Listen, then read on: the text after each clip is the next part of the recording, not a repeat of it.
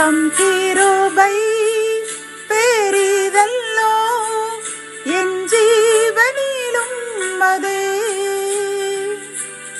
இம்மட்டும் காத்ததுவே. இன்னும் தேவை கிருபை தாருமே,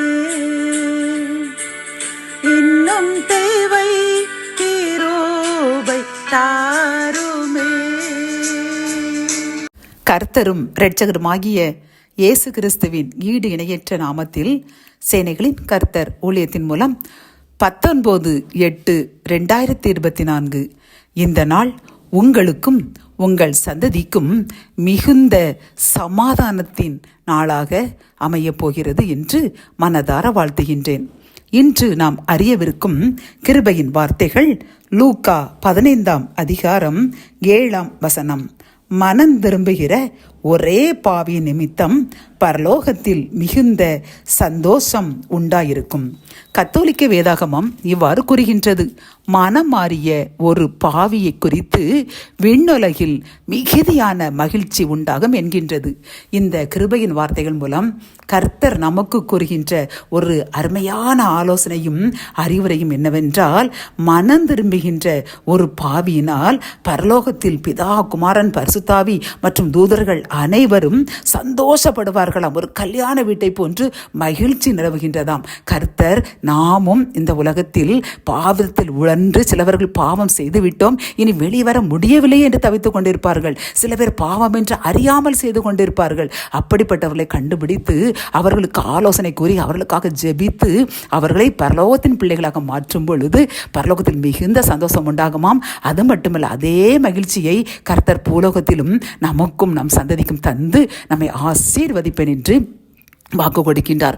ஆகவே அன்பு சகோதரனே, சகோதரியே, நாம் இன்றிலிருந்து ஒன்று செய்ய வேண்டும். என்னவென்றால், நமக்கு அருகில் உள்ளவர்கள் அல்லது வேலை பார்க்கும் இடத்தில் தெரிந்தவர்கள் இப்படிப்பட்டவர் இடத்தில் பாவத்தில் வாழ்ந்து கொண்டிருக்கின்ற குடிவெறி, போதைப் பொருட்கள், பெண் பாவத்தில், விபச்சார பாவத்தில், அது மட்டுமல்லாமல் பெண்கள் கூட இந்த பண ஆசைக்காக விபச்சார பாவத்தில் இப்படி ஈடுபட்டு கொண்டிருக்கின்ற அந்த மக்களை கண்டுபிடித்து அவர்களுக்காக ஜெபித்து அவர்களை நாம் பரலோகத்தின் பிள்ளைகளாக மாற்றினோம் என்றால் கர்த்தர் பரலோகத்தில் எப்படி மகிழ்ச்சி உண்டாக இருக்கின்றதோ அதே போன்று பூலோகத்திலும் நமக்கும் நம் சந்ததிக்கும் மகிழ்ச்சியை தருவேன் என்று வாக்கு கொடுக்கின்றார். இதில் நாம் கெட்டகுமாரன் என்ற நிகழ்வு நம் அனைவருக்கும் தெரியும். ஒரு செல்வந்தருக்கு 2 பிள்ளைகள் இருந்தார்கள்.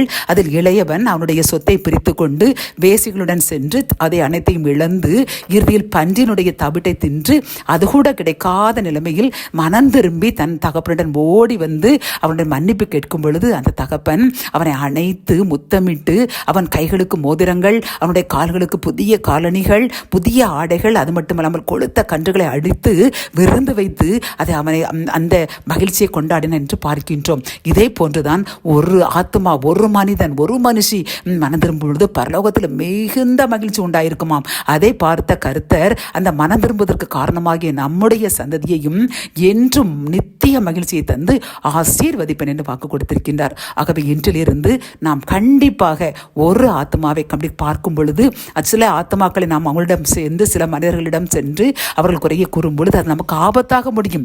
அப்படிப்பட்டவர்களை இனம் கண்டுபிடித்து நாம் நேரடியாக அவர் துன்பத்தில் போய் விழுந்து விடாமல் அவர்களுக்காக உபவாசித்து ஜெபிக்க வேண்டும். அப்படி ஜெபித்து விட்டு அவர்களை நாம் அணுகும் பொழுது கர்த்தர் அவன் மனதை மாற்றி அவன் நம் சொல்லுக்கு கீழ்ப்படிந்து பரலோகத்தின் மகனாக அவன் கண்டிப்பாக மாறுவான். ஆகவே என் அன்பு சகோதரனே, சகோதரியே, இன்றிலிருந்து நாம் ஒரு முடிவு எடுப்போம். கண்டிப்பாக இப்படி அழிந்து போகின்ற ஆத்மாக்களை, மனிதர்களை, மனுஷியை நாங்கள் கண்டுபிடித்து அவர்களை பரலோகத்தின் பிள்ளைகளாக மாற்றுவோம் என்று உறுதியெடுப்போம். அப்படி பரலோகத்தின் பிள்ளைகளாக மாற்றி நாமும் நம் சந்ததியும் என்றும் மகிழ்ச்சியான வாழ்க்கை, ஆசீர்வாதமான வாழ்க்கை பெற்றுக்கொள்வோம். ஜெபம். என் அன்பு தகப்பனே, இந்த வசனத்தின் மூலமாக அப்பா நாங்களும் பிற ஆத்மாக்களை மனம் திரும்ப வைக்கும் பொழுது அவர்களை பாவத்திலிருந்து சாபத்திலிருந்து அவர்களை விடுவித்து அவர்களையும் ஒரு பரிசுத்தத்தின் பிள்ளைகளாக பரலோகத்தின் பிள்ளைகளாக மாற்றும் பொழுது பரலோகத்தில் எவ்வளவு மகிழ்ச்சி கிடைக்குமோ அதே போன்று எங்கள் சந்ததியும் மகிழ்ச்சியான சந்ததியாக மாற்றுவேன் என்று வாக்கு கொடுத்திருக்கீங்கப்பா. இந்த செய்தியை கேட்டு யாரெல்லாம் நாங்களும் இப்படி அழிந்து போகின்ற ஆத்மாக்களை, மனிதர்களை கண்டுபிடித்து அவர்களுக்கு ஏற்ற ஆலோசனை கூறி அவர்களுக்காக உபவாசித்து ஜெபித்து அவர்களையும் பரலோகத்தின் பிள்ளைகளாக மாற்றுவோம் என்று உறுதி எடுக்கின்ற எங்களுக்காக விசேஷமாக ஜெபிக்கிறோம் அப்பா.